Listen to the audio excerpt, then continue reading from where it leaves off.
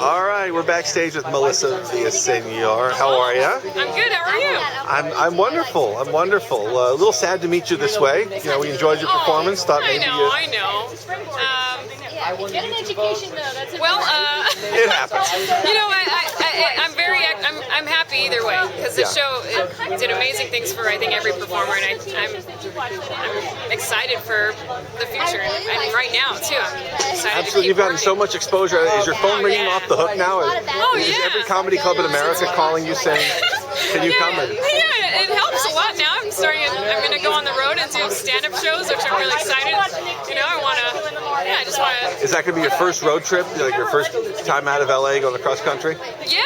Oh, yeah. Well, actually, I've traveled with my family in the past, you know, for family vacations. But you know how those go. It's not as fun. But I mean, it's fun. But what's the hardest part about doing what you do and being a comic, making a living, and coming up with your material and all that? The funnest part about being a comic? No, the hardest part. Oh, the hardest part about being a comic. Probably writing new material.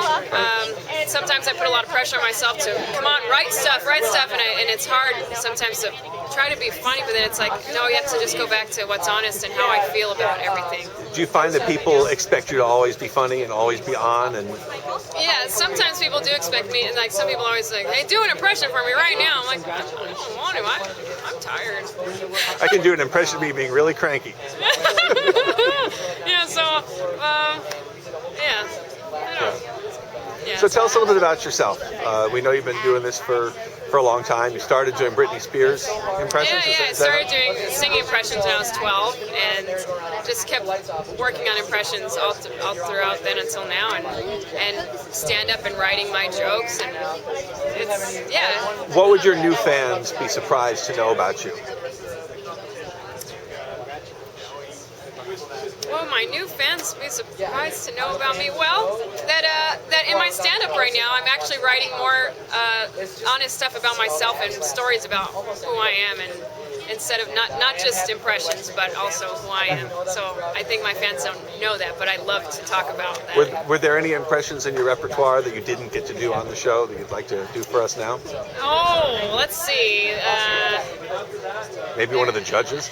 No, I don't have any other. I don't have the judges' impressions, but I have other singing impressions like Katy Perry. And, Zooey Deschanel is one of my favorite ones I didn't do on the show because not many people know of her, but I think a lot of people do. Well, I just saw a billboard for her new show on my way over here. This is my Zooey Deschanel impression. Well, I thought about you though, and I thought, wow, you guys, you know, because I've met her, and you know, you could be related in some. Yeah. I like doing the Zooey Deschanel impression a lot. Would you aspire to be an actress and do some of this kind of stuff? Oh yeah, definitely. I would love to.